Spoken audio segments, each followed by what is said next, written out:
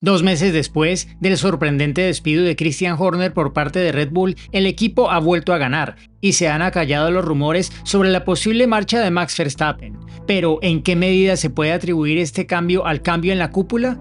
¿Qué ha cambiado realmente bajo el mando de Laurent Mekies? Bueno, según el propio Mekies, nada, lo cual no es del todo cierto. Hay cambios evidentes en la forma de trabajar de Mekies en comparación con Horner, ya sea la forma de llevar a cabo las reuniones de ingeniería, la interacción con los medios de comunicación o los protocolos de comunicación en el muro de boxes. Pero él es el primero en admitir que algunos de los aspectos positivos recientes se deben al trabajo que ya estaba en marcha antes de su llegada, y que algunos elementos de lo que estamos viendo ahora mismo se remontan fácilmente a la era Horner en Red Bull.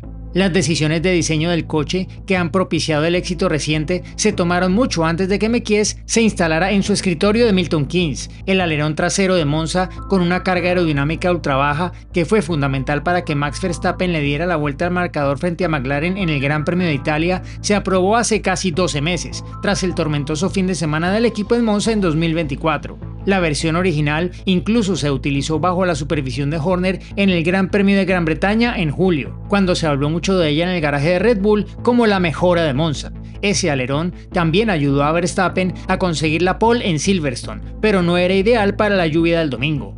Fuera de la pista, Horner y el antiguo director de marketing Oliver Hughes cerraron algunos nuevos acuerdos de patrocinio, algunos anunciados recientemente y otros que aún se mantienen en secreto. Formaban una pareja comercial muy inteligente que atrajo a muchos patrocinadores y socios a lo largo de los años. No sabremos cómo se desenvuelve Mekies hasta que llegue el momento de renovar los acuerdos, pero también hay muchas áreas en las que Red Bull es tangiblemente diferente con Mekies.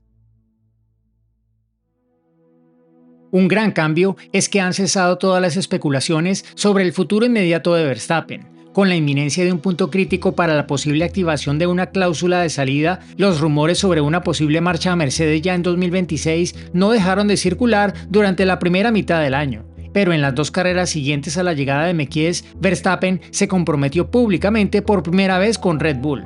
Es posible que esto hubiera ocurrido de todos modos, ya que los resultados del Gran Premio de Bélgica garantizaban que Verstappen sería al menos tercero en el campeonato de pilotos en el parón veraniego, por lo que no podría activar la cláusula de rescisión de su contrato. Pero el ruido en torno al futuro de Verstappen se acalló rápidamente. En parte, esto se debió a situaciones personales. Se sabe que el padre de Verstappen, Jos, no es precisamente fan de Horner.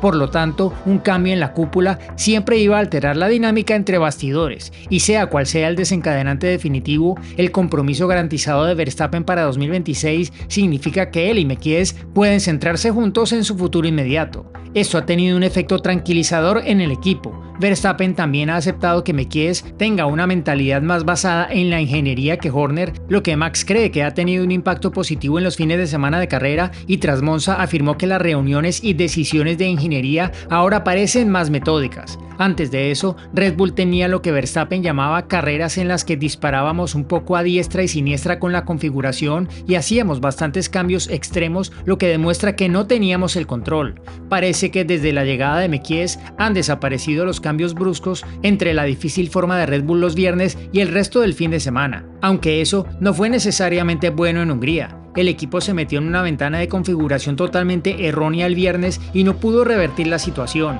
Mekies admitió que fue un fin de semana extremadamente malo, lo cual no fue bueno para los pilotos, pero en Italia, Red Bull aprovechó el impulso de un viernes fuerte para conseguir una brillante victoria.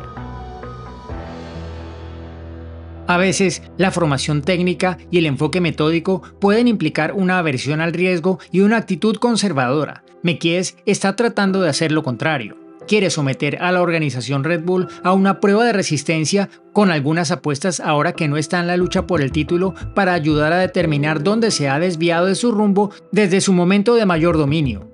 La victoria en Monza se forjó con una decisión crítica que Verstappen impulsó antes de la clasificación y sobre la que Mekies se mostró escéptico, pero que permitió con el ánimo de probar cosas nuevas. El nuevo paquete de alerones específico para Monza ya parecía lo suficientemente bueno el viernes como para hacer que McLaren pareciera vulnerable, pero en las últimas vueltas de la tercera práctica libre, Red Bull fue más allá con un agresivo recorte de la aleta superior, una apuesta por una mayor velocidad punta, pero con una reducción de la la carga aerodinámica que podría hacer más difícil el paso por curva. Y funcionó, pero también hizo saltar las alarmas sobre los riesgos para la carrera. Sí, Verstappen era ahora entre 6 y 8 km por hora más rápido en las rectas, pero era más lento en el sector central, donde se encuentran la mayoría de las curvas de Monza, y hasta 10 km por hora más lento en la parabólica. El balance del coche también empeoró y Verstappen tuvo que hacer más malabarismos al volante. Sin duda, un mayor deslizamiento equivaldría a una mayor degradación de los neumáticos en la carrera, dado que el alerón menos agresivo había parecido competitivo en las tandas largas del viernes. ¿Sería la versión recortada un riesgo excesivo? Mientras el debate se recrudecía entre el escepticismo de algunos miembros del equipo técnico, Verstappen se mantuvo firme y, en palabras de Mekies, pidió a Red Bull encontrar otras soluciones para devolverle el balance manteniendo el alerón recortado. Se añadió más ángulo al alerón delantero para ayudar a la rotación en las curvas. Todo parecía contrario a lo que sería un enfoque de configuración normal, pero Verstappen se mantuvo firme en que podía hacer que funcionara, y así lo hizo con una victoria desde la pole. En cuanto a la elección de neumáticos, Red Bull eligió guardar un set extra de duros en su asignación para tener otra opción con la cual arriesgarse en carrera. Ese enfoque supuso sacrificar unos neumáticos blandos, por lo que tuvo que comprometerse de forma agresiva a superar tanto la Q1 como la Q2 con un set de blandos para cada una, lo que, como dijo Mekies, podía haber parecido un poco estúpido, pero funcionó. Red Bull siempre ha sido muy eficaz en el aspecto operativo, tanto cuando ha sido dominante como cuando no, y la victoria en la carrera sprint de Spa que consiguió Verstappen en el primer fin de semana de Mekies al mando se logró asegurándose de que Verstappen quedara entre los dos McLaren al final de la clasificación para el sprint. Lando Norris tuvo que forzar demasiado los neumáticos al salir para evitar dar ventaja a Verstappen, por lo que McLaren no pudo conseguir la primera fila, y Verstappen superó a Oscar Piastri en la salida, aprovechó al máximo otra configuración de menor carga aerodinámica para mantenerse en cabeza y consiguió la única victoria de Red Bull en la Fórmula 1 entre mayo y septiembre. Fue un clásico truco de Red Bull, mantener ese espíritu y también intentar algunas apuestas nuevas bajo la dirección de Mekies es una combinación que ya está dando sus frutos. Cualquier cambio de liderazgo en una organización significa que todo lo que hace vuelve a ser objeto de atención y se reevalúa. Mekies está haciendo claramente eso, y es comprensible, dado que Red Bull ha pasado de ser dominante a ser derrotado. Pero su evaluación no se está haciendo de forma descendente. Horner consideraba que la forma de sacar el máximo partido a la maquinaria de Red Bull era ser el gran jefe que lo controlaba todo. En cambio, Mekies se presenta como un facilitador para que otros muestren su talento. Por eso las comunicaciones pueden ser diferentes en el muro de boxes, por eso se pregunta a los ingenieros de forma diferente y por eso Red Bull quizá no esté tan en el punto de mira de los medios de comunicación como lo estaba cuando Horner estaba allí. Esto también explica su extraña respuesta de cero cuando se le preguntó cuál había sido su contribución a la victoria en Monza. Se limitó a dar el mérito a las 1.500 personas que trabajan para que ese coche sea más rápido. Mekies ha demostrado desde el principio ser muy afable, pero Horner llevaba 20 años en el cargo y había moldeado todo el equipo según su visión. Muchos en Red Bull le profesaban una gran lealtad y algunos aún se sienten tristes por su salida. Por muy afable y colaborador que sea Mekies, sustituir a Horner no será una tarea sencilla y no se pueden construir rápidamente vínculos relacionales sólidos. En algunos casos puede llevar meses o incluso años, y las cosas que Mekies intente hacer de forma diferente serán inevitablemente cuestionadas, especialmente si Red Bull tiene más fines de semana como el de Hungría que triunfos como el de Italia. Mekies se enfrentará rápidamente a una gran decisión, incluso antes del enorme reto que suponen las nuevas normas de la Fórmula 1 que coinciden con el nuevo programa de motores internos de Red Bull para el próximo año.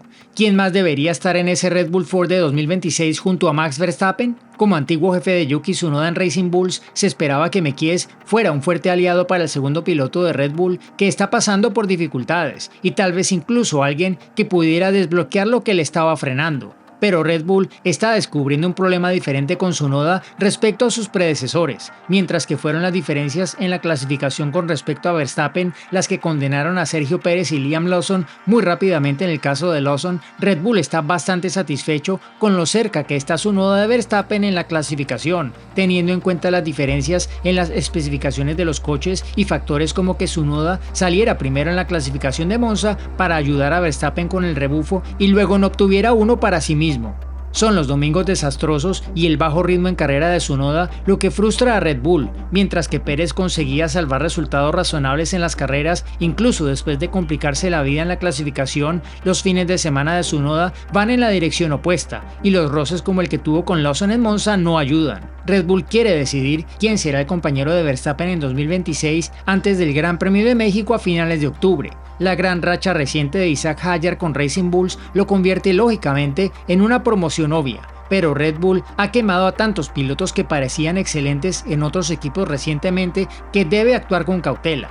Y aunque el futuro de Verstappen está decidido para 2026, pronto volverán a surgir cláusulas de salida si Red Bull no tiene un buen comienzo en la nueva era reglamentaria. Ese enorme cambio de normativa, el nuevo programa de motores, el dilema del segundo piloto y la perspectiva de otra ronda de rumores sobre el fichaje de Verstappen por Mercedes, además de cómo demonios Red Bull podría sustituirlo adecuadamente si eso ocurriera, son nubes que se ciernen sobre el horizonte, y solo en momentos de crisis se pondrá realmente a prueba el liderazgo de Mekies.